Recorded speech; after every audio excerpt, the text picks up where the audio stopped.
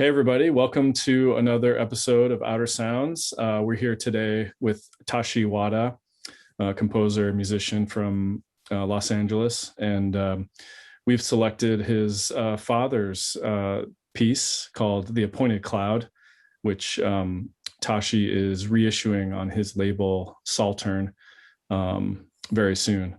And that will be our May selection for Outer Sounds. And we're happy to have him here today to talk about that album and anything else that comes up. So, hi Tashi, thanks for being Hi. with us.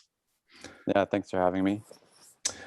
So I wanted to kind of talk about talk about your father's music and sort of his work leading up to the Appointed Cloud. I read that he had moved to New York from Japan like in the late 60s. Is that right? Yes. Yeah. So he was like pretty young and he gets to New York and like he got involved with like the Fluxus scene and Lamont Young and stuff like that, right? hmm Yeah. Was he working doing music or working on music before that, or was that kind of like a pretty big introduction to that world when he got to New York? Um, yeah, so my dad was, in Japan, he had studied sculpture and fine Okay. art. Um, that was his initial background in Kyoto, where he was born. And then he moved to New York to go to school, actually, Okay. uh, the School of Visual Arts, which is still there. And I think he was also trying to escape Japan. Yeah. He had a kind of, I think, it's pretty conservative in some ways, and it was the 60s. And so he moved to New York, and then I think pretty soon after he dropped out of school and just started doing stuff. Yeah. Music, music was like I think a slow evolution, but he just has said that since he was a child, he wanted to play music and make music. Um, so yeah, and actually his like the way he got involved with Fluxus um is basically through all the buildings they were renovating, Okay. George Machunas, all the co-ops. It wasn't actually initially through the art context. Hmm. um my dad had a certain amount of skills from being a sculptor, and his family had his his father was an architect, and so so yeah, he had some skills, and he music. I think he went to the new school. Um, I think he was doing electronic music initially. Mhm. I'm not sure if it was with Richard Maxfield, but slowly through all of that, he met Lamont, and then studied with Pandit Pranath, and yeah, Yeah. entered that whole world. Yeah, that's a pretty amazing time to be in New York for sure. There's so much cool stuff going on.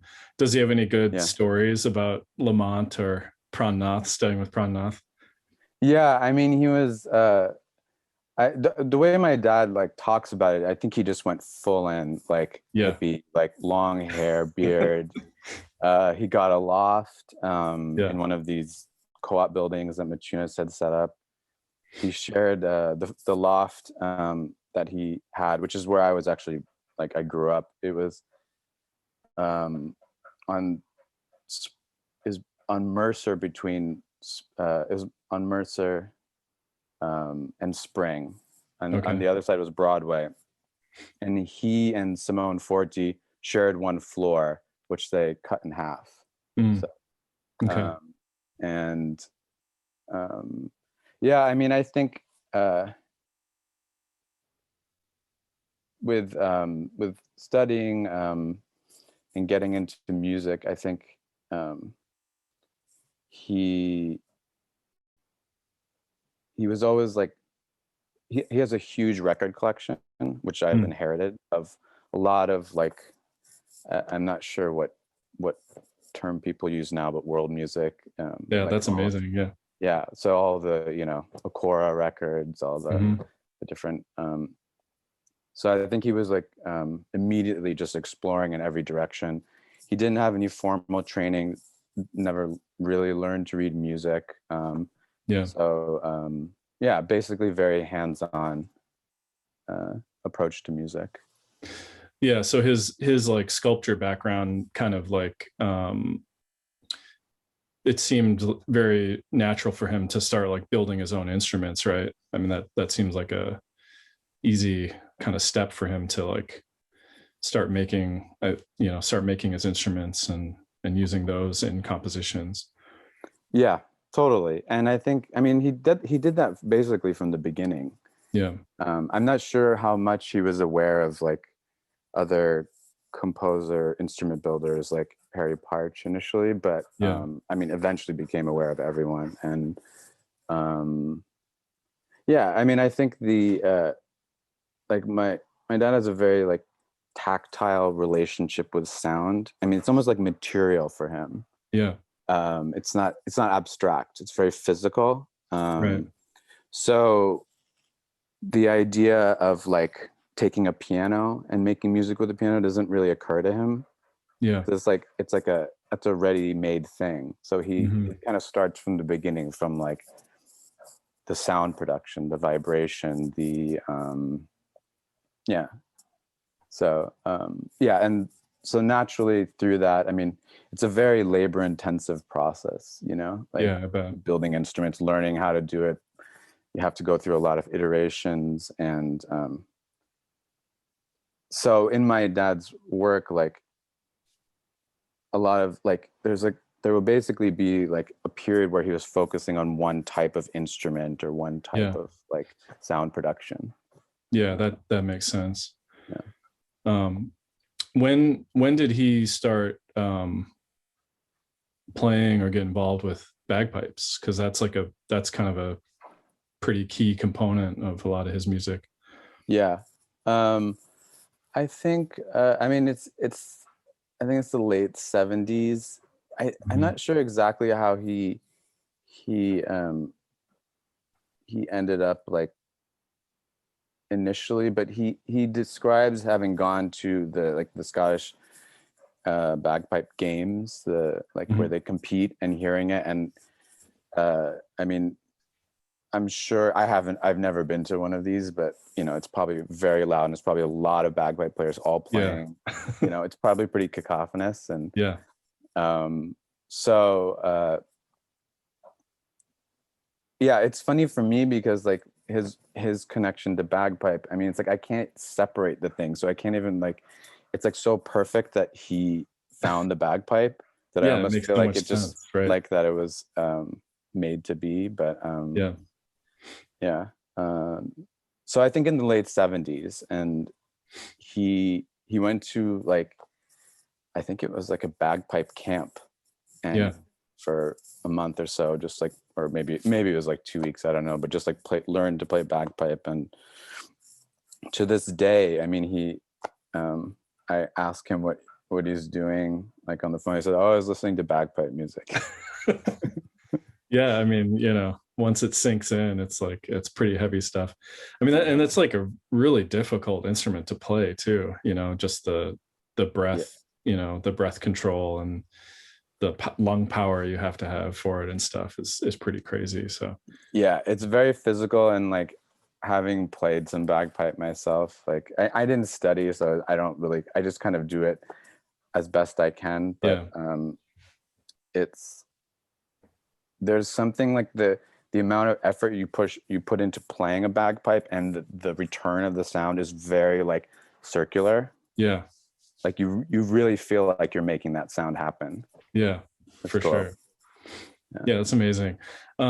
So when would you say that you first kind of like started to have an awareness like of your father's music? And it's probably really hard to like, you know, you're like growing up, leading a pretty normal life with like artistic parents, but then you're like, oh, my dad's making some like pretty crazy stuff.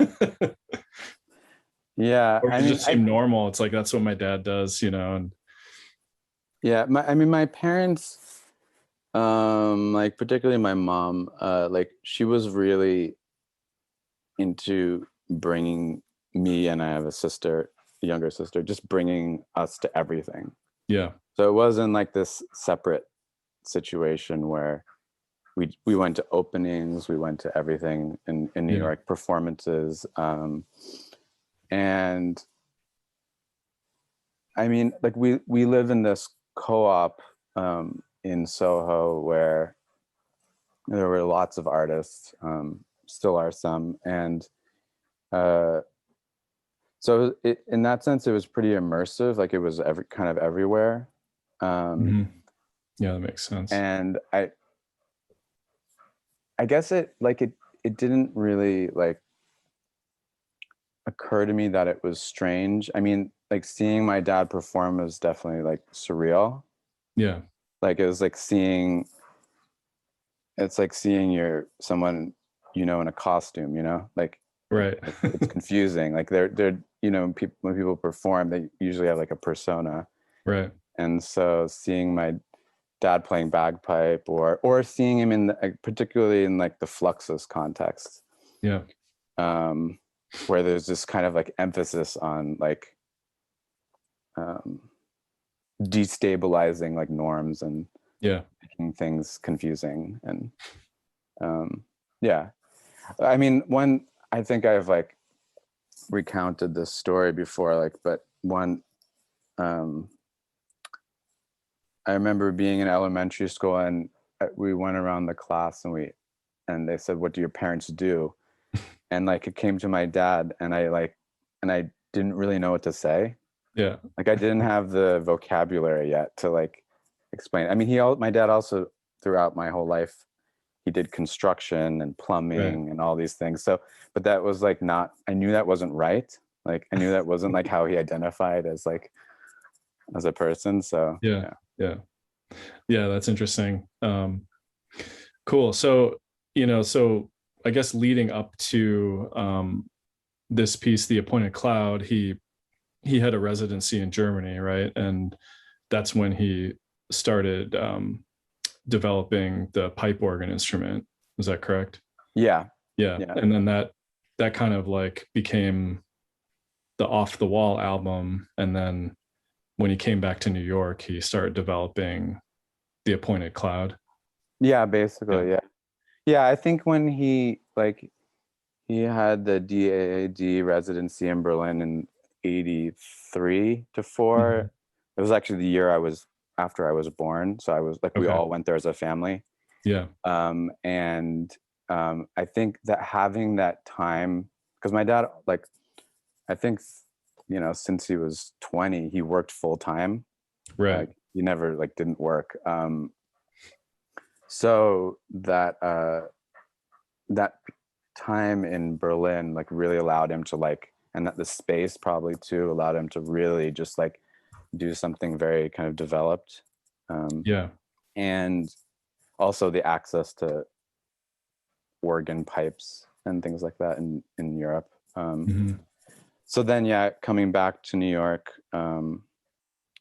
he I'm not sure if he had started working on it yet, or I know there were like grants and commissions involved in the Appointed Cloud, because Yeah. I mean, I think it was pretty involved. It was probably all new to him, and like the technology and the automating the installation, which he did with David Reyna, which at the time I think was pretty new technology, how they were Yeah. doing that all custom.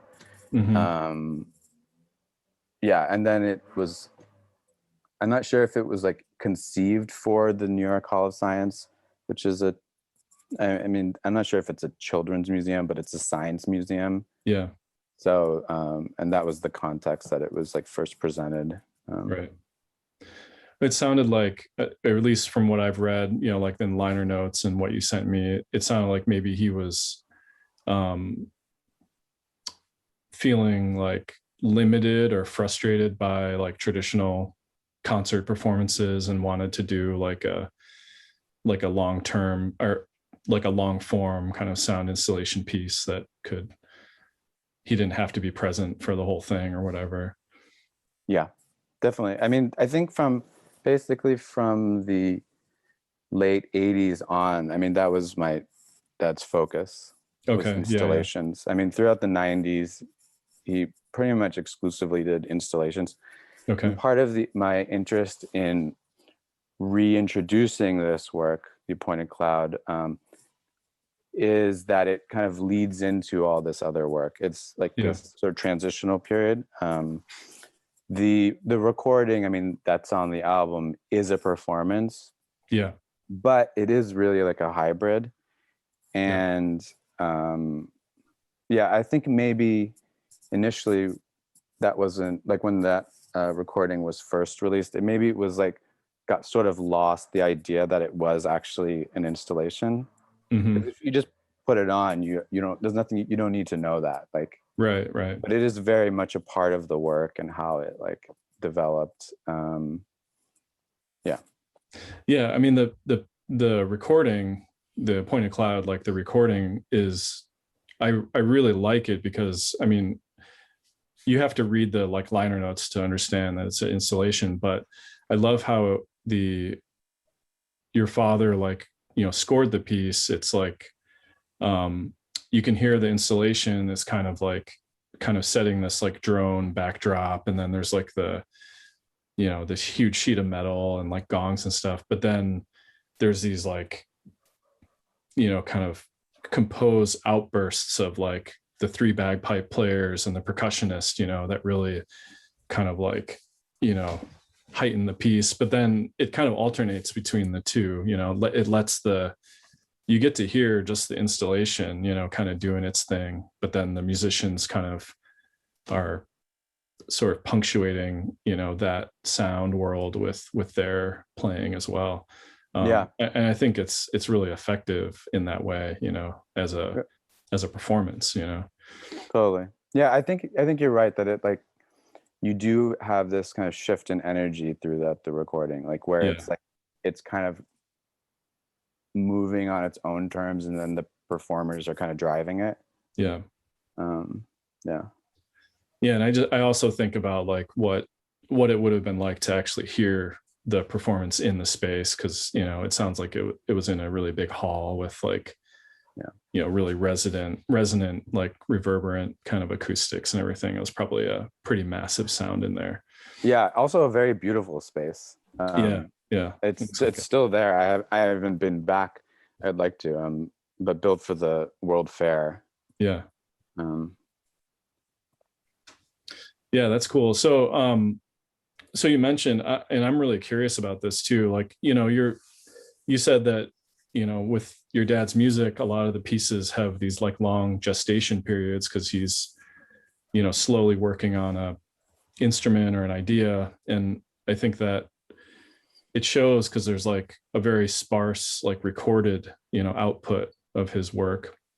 And then, luckily we've had, like labels like, Omega Point or EM Records have kind of uh, released a few things like back, in 2008 or whatever. There were a few things that kind of came to light. But um, the one thing I want to ask you is, so after this piece, which was in the late 80s, 1987, I believe, there really aren't any like recorded documents, of your dad's music, like as far as I know, like from the 90s or that I've yeah. heard of. But you alluded to the fact that he kind of transitioned to, sound installation work, and obviously that can be a lot harder to, document in a recording.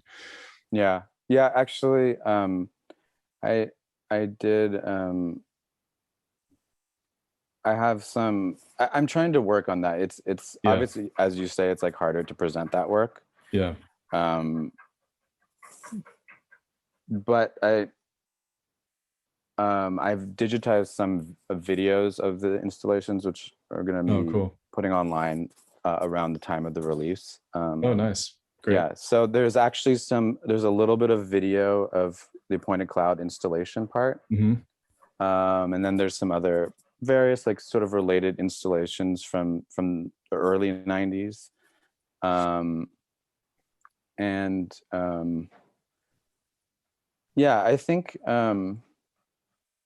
even now, I mean, like my dad has all these ideas for installations, and I mean, he it's almost over time become more, his relationship to sound has become more conceptual almost, like I'd Hmm. say.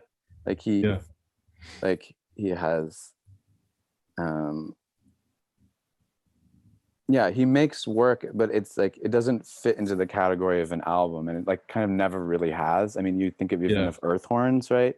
Right. It's like, I mean, those are like it's it's they're, I mean, it's a sound, but it's also the instruments, and it's all Yeah. of the, you know, like, and the instruments are shown in, you know, in an exhibition context just without any sound. So it's, I mean, it's a, I mean, I think it's emblematic of that era of like the work like wasn't really made with the distribution formats like in mind Yeah. necessarily, or maybe they were made to go against them, you Yeah, know. for sure. um yeah, and uh unfortunately, I mean, it's like a lot of that installation work, it's like, I mean, you'll see in these videos, I mean, it's like so much work, and like, and there's no way to really share it Yeah. or, you Yeah. know, to you had to be there, I guess. Yeah, I guess. I mean, there's something to be said about that too, of like, um, you create a work that exists for a certain amount of time, and you know, if you weren't there to experience it, it kind of, you know, goes away into the ether or whatever. But Yeah, I mean, um, there's something to be said about uh allowing that to be the case for the yeah. sound, right? Like Yeah. that it does go away, and that's like beautiful in its own way. Yeah, for sure.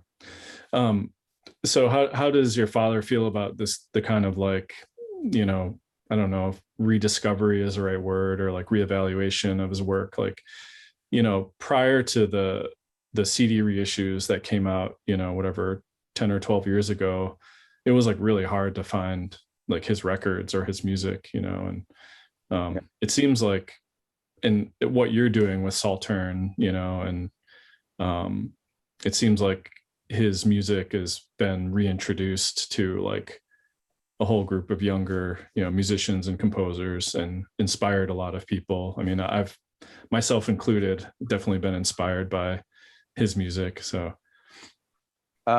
Yeah, I mean, he's like slightly indifferent about it. yeah. I mean, I think that's maybe his personality type, Yeah. but like, I mean, The Appointed Cloud is an important work for him personally. Like, I Yeah. know he feels very strongly about it. Um, it really just, it integrates all of these interests of his into Yeah. one like kind of unifying thing. I have like, I mean, he has a substantial like archive of recordings, which you know, like, it's he tends to not want um to release like the in-between stages between one work and another. He likes to like Yeah. show the finished thing, Yeah. That makes sense. or like the ideal version for him. But like, um yeah, like he, for example, one that I had to kind of convince him to release was Singing in Unison, Oh yeah. which I love, and I but love that piece too. Yeah. he really just didn't see any value in it, Huh. which, Because you that's know. not, I feel like that's not, uh as far as I know, that's not like any of his other pieces, because it's these a cappella, you know, voice pieces, you know. Yeah, Yeah. yeah, and I mean, he performed it with uh two other musicians. At least, I mean, there's at least like 5 live recordings of it, so it's not like it wasn't a one-off. um Right. so yeah, I mean, I think I know the whole backstory of everything. I feel like I can kind of shepherd these things into existence. Yeah. Because he's also like, my dad's kind of reclusive and doesn't like to. I mean, he had offers to reissue things prior to like the EM reissues. Yeah. But always just wasn't like super interested. So now like I'm, and part of it for me is I think like, yeah, I think it's like the appointed cloud, like it's important for me at least that these things be presented in a way that does them like does them justice, that they like, yeah, the all of the materials that like, and the what makes it unique, you know? Yeah, I mean it's a fantastic piece, so I'm glad it's, you know, available, going to be available again. How I wanted to ask you about, you know, Saltern and what you've done with your own, you know, record label.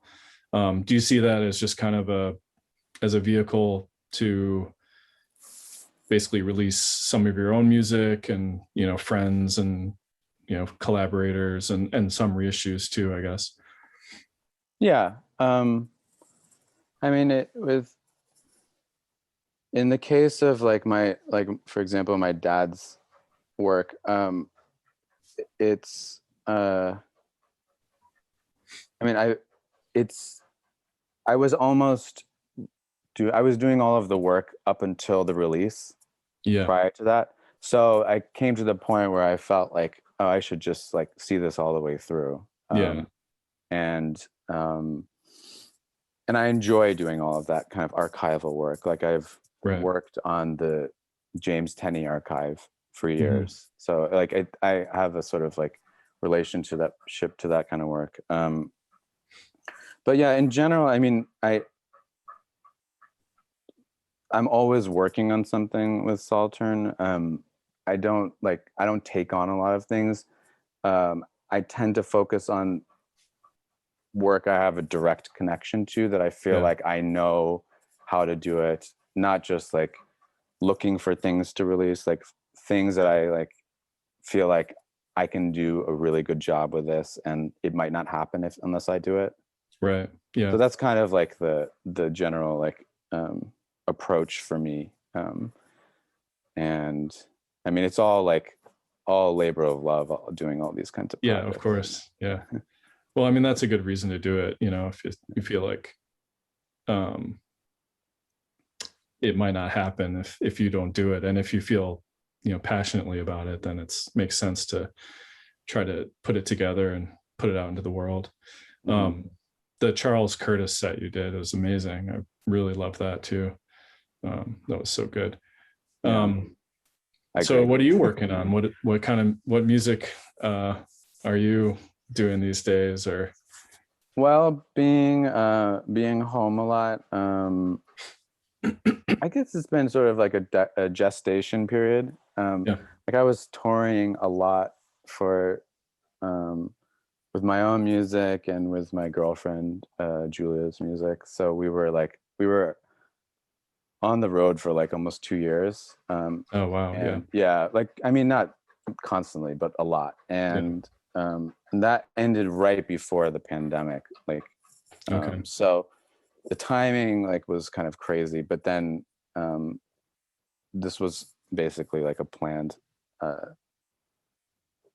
period of being like not traveling and stuff like that. So yeah, I guess I've been sort of in like a phase of like accumulating and like figuring out what's like reevaluating. I mean, probably a lot of people are doing that right now. Yeah, I think so. Right? Figuring out what like if they like what they do, and yeah. But I mean, I'm not questioning music, but like yeah, just like digging back in and like finding what's interesting and what's valuable to you. And I have various things going on. I'm trying to think like anything concrete. Yeah, just recording at home and enjoying that process. And didn't you have a new a composition played by was it a string quartet or? No, Charles. Oh, Actually, Charles Charles. Cruz. Yeah, Yeah. yeah. I wrote a piece for Charles. It's we're still working out some of the kinks, but it's like it's a piece that he asked me to write to play along with a Bach cello suite that he's just like learning for the first time, but it has a Okay. scordatura Mm-hmm. that people don't use Yeah. when they play it. So yeah, I have like various things like that. And I was working on a project right before the pandemic, which is for a new player piano that Steinway developed called Mm. the Spirio. It's like a Mhm. very like high tech player piano, which was a commission, but that kind of got halted for now. Yeah. Yeah. Yeah, That'll be interesting. yeah. But yeah, reading a lot and like working on some Saltern things that are coming up, and what else? It's one of these time periods where it's like kind of hard to remember anything, right? I know it's like, it's only been a year, right? Or a little Yeah. over a year now. It just feels like 6 years or something. I don't know. Such a weird, the sense of time has just like gotten so strange over the last year. Yeah, I know, it definitely has. um yeah. Well, cool. I think that's good. I think we can wrap it up there, but I appreciate you chatting with me today. That's great. Yeah, yeah.